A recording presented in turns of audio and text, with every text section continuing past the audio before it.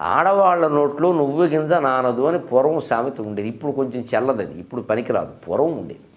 ఎందుకంటే వీళ్ళకు పద్ధతి ఉండేది. వీళ్ళు ఏదో ఇంట్లో పనులు చూసుకొని తర్వాత ఒక 10 అయిన తర్వాత కొంచెం ఖాళీగా ఉండేవారు. అప్పటికే వంటది అయిపోతుంది.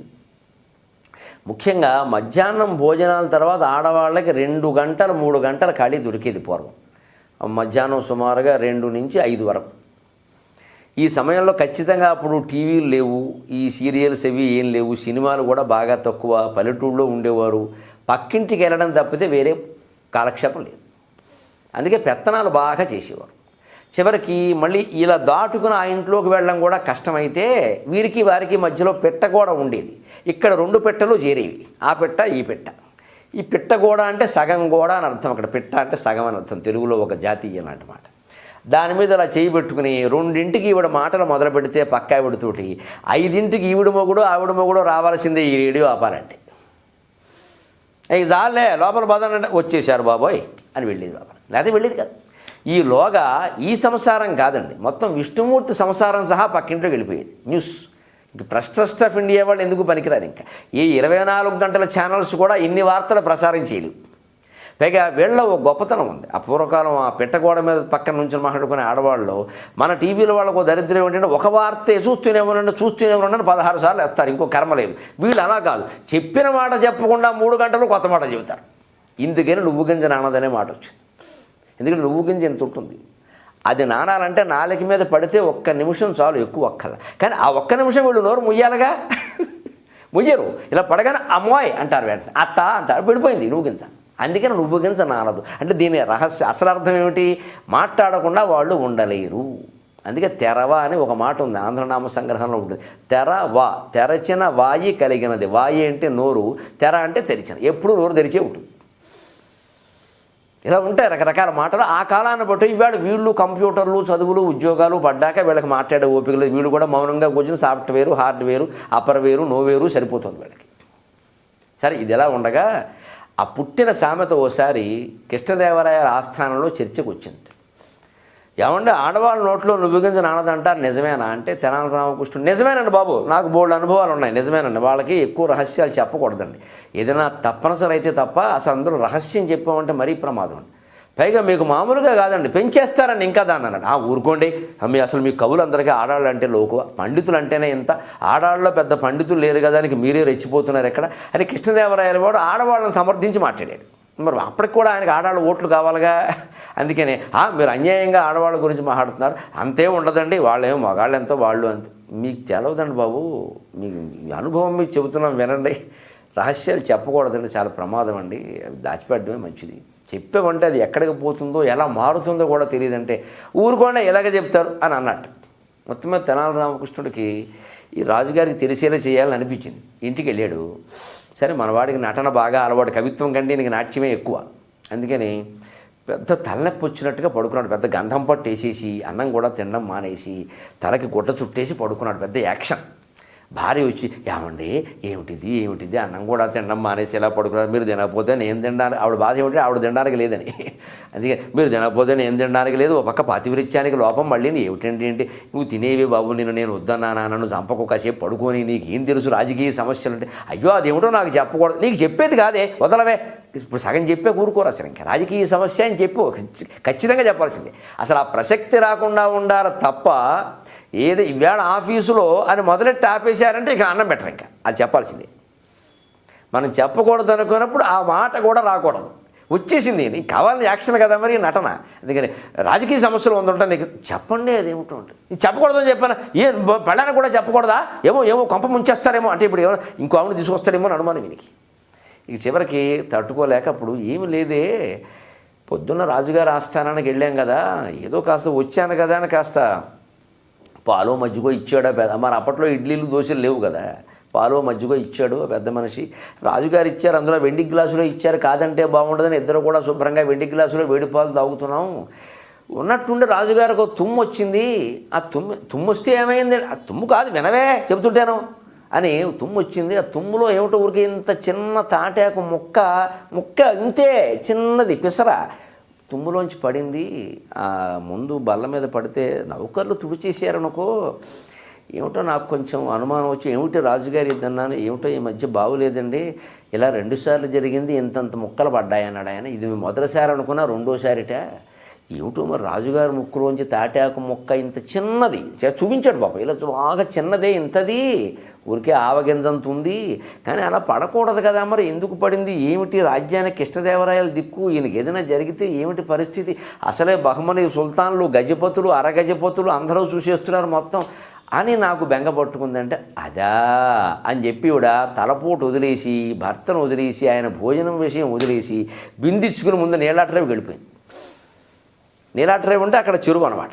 వెళ్ళిపోయి అక్కడ వెంటనే, ఇగో ఇవాళ విన్నారా అక్క, రాజుగారి ముక్కులోంచి ఇంత తాటాకు పడింది, ఇంత ఆయన చూపించింది ఇంత, ఈవిడేం చేసిందని ఇంత ఇంత అంతే, ముక్కు ఉందా పగిలిపోయిందా అందా ఒకటి, పగలలేదుట, పగిలేలా ఉందిట, రేపో ఎల్లుండో పగులుతుందా, ఇవన్నీ రామకృష్ణుడు చెప్పల, పెంచింది ఇవిడ, ఇంత ముక్కు పడింది, ఇంత తాటాకు పడింది ఇంత.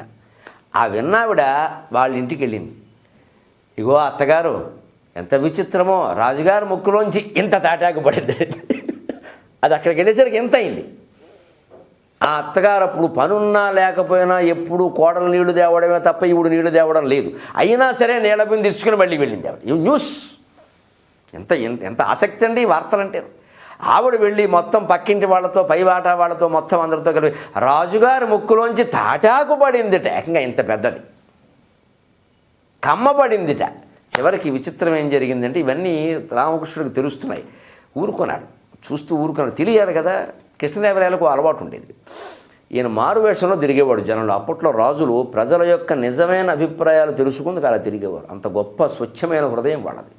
ఎవరినో నియమించడం, ఐఏఎస్ ఐపీఎస్ వాళ్ళని తెలుసుకురమ్మంటే వాళ్ళు వాళ్ళకు అనుకూలంగా చెబుతారు, లేదా వీళ్ళకి అనుకూలంగా చెబుతారు తప్ప నిజం చెప్పరు. రాజే స్వయంగా ఒక రైతు వేషం, ఒక్కోసారి స్త్రీ వేషం కూడా వేసేవారు. రాజభటుడు వేషం వేసేవారు కాదు. రాజభటులు కనపడితే ఎవరు మాట్లాడరు. అందుకని మామూలు పల్లెటూరు రైతు చుట్ట కూడా నోట్లో పెట్టేసుకుని నలుగురితో పాటు వెళ్ళి ఆ రావి చెట్టు కింద పల్లెటూరులో కూర్చునేవాళ్ళు. వీళ్ళు మాట్లాడుకుంటే వెనకాల కూర్చునేవాళ్ళు. ఎవడో వచ్చాడో చుట్ట కాల్చుకుని వీళ్ళు ఇష్టం వచ్చినట్టు మాట్లాడుకునేవాళ్ళు. దాన్ని బట్టి రాజు గురించి ప్రజలు ఏమనుకుంటున్నారో గ్రహించి తన ప్రవర్తనను సరిచేసుకునేవాడు రాజు. ఎప్పుడూ సమస్యల పరిష్కారం కావాలంటే వాస్తవాన్ని అంగీకరించాలి. వాస్తవాన్ని పక్కనట్టు మనం కృత్రిమంగా మాట్లాడితే అది కుదరదు. అందుకని అలా చేసేవాడేమో కృష్ణదేవరాయలు రోజున మారువేషంలో రైతు బజార్లో తిరుగుతున్నట్ట. అప్పుడు రైతు బజార్ అప్పుడు ఉంటుందిగా. పైగా అంగళ్ళ రతనాలు అమ్మినారట అసట.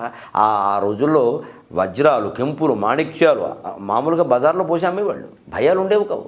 కొనేవాళ్ళు కూడా వైభవవంతులు. మరి శుభ్రంగా ఏదో వేరుశనక్కాయలు కొనేట్టే 4 మాణిక్యాలు కొనేవారు. అలాంటి అంగడి దగ్గరికి వెళ్ళి ఈయన మామూలుగా తలకో గుడ్డ కట్టేసి తిరుగుతున్నాడు. మామూలు వాడే అనుకుంటున్నారు, అక్కడ అనుకుంటున్నారట. అప్పుడే అంగడిలోకి వెళ్ళిపోయింది. అప్పుడు ఆడాళ్ళ నుంచి మగాళ్ళకి వెళ్ళి ఏమిటో రాజ్యం అల్లకల్లోలం అయిపోయేలా ఉందంటున్నట్టు ఒక ఆయన షావుకారు గారు. ఏమిటంటే రాజుగారి ముక్కులోంచి తాడి చెట్టు పడేది.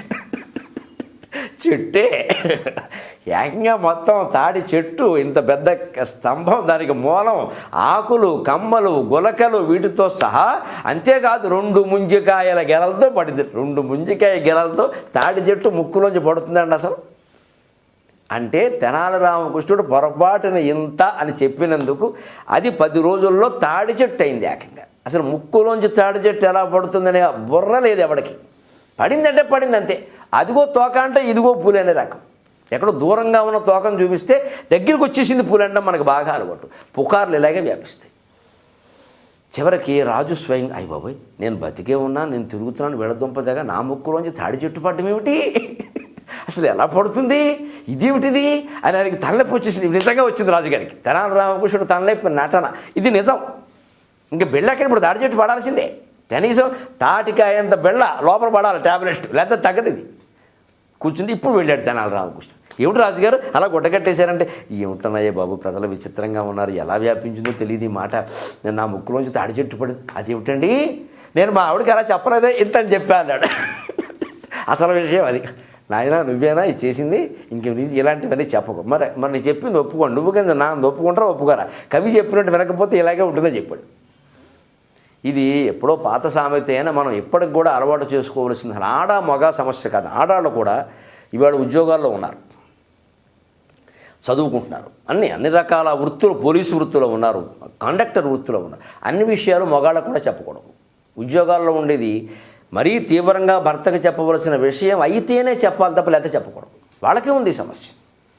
ఎందుకంటే ఈవేళ ఒక ఆయన పక్క ఆయన పాపం నాకు ఎప్పుడు సాయం చేస్తూ ఉంటాడు. నేను ఎప్పుడైనా సెలవు పెట్టినా పాపం నా పని కూడా ఆయన చేస్తాడు. మంచి ఆయనకి ఎంత అభిమానమో నేనంటే అని అనగానే మొగుడు ముందు పోన్లే ఒకళ్ళైనా నీకు సాయం చేసేవాడు ఉన్నారు అంటాడు. రెండోసారి అలా చెప్పగానే ఒక మగాడు ఎందుకంత చేస్తాడు అని మొదలెడతాడు మనసులో, పైకి అనడం. తర్వాత క్రమంగా అది అభిమానం వల్ల అనుమానపు మహావృక్షం అవుతుంది. నిజానికి ఈ పిల్లలలో దోషం లేదు, ఆ అబ్బాయిలో కూడా దోషం లేదు, కానీ ఇక్కడ చెప్పడంలో ఉంది దోషం. ఎవరికి చెప్పకూడదో వారికి చెప్పు ఆ విషయాన్ని. ఆ అభిమానం అనుమానించవలసిన స్థాయికి దాటకుండా ఈ అమ్మాయి జాగ్రత్త పడాలి. ఉద్యోగం చేసుకునే అమ్మాయి చాలు, ఇంకెవరికి చెప్పక్కర్లేదా. నాకు ఫలానా ఆయన సాయం చేస్తారు, ఆయన నేను చాలా క్లోజు, ఒక్కోసారి ఆయన స్కూటర్ ఎక్కి వస్తూ ఉంటే ఇవి డబడబా వాగేయకూడదు. ఈవేళ మొగుడు చాలా 72 అంగుళాల ఛాతీతో విశాల హృదయంతో మాట్లాడవచ్చు. రేపు పొద్దున్న అన్నిసార్లు వాడు స్కూటర్ ఎక్కేమంటే ఏమిటంటాడు ఖచ్చితంగా. ఈవేళ ఆడవాళ్ళకు కూడా ఈ సమస్య ఉంది. అసలు నువ్వు గింజలు తాటి గింజలు నానడాలు పక్కనెట్టండి. అవసరమైన విషయం తప్ప అవసరమైన వ్యక్తుల దగ్గర తప్ప దాన్ని మాట్లాడవద్దు. మాబోటిగాళ్ళ కంటే తప్పదు, రోజు టీవీల్లో సభల్లో వాగుతాం, ఏవో విషయాలు కలపందే 2 గంటల ప్రసంగాలు ఎక్కడి నుంచి వస్తాయి. కానీ మీకేం కర్మ.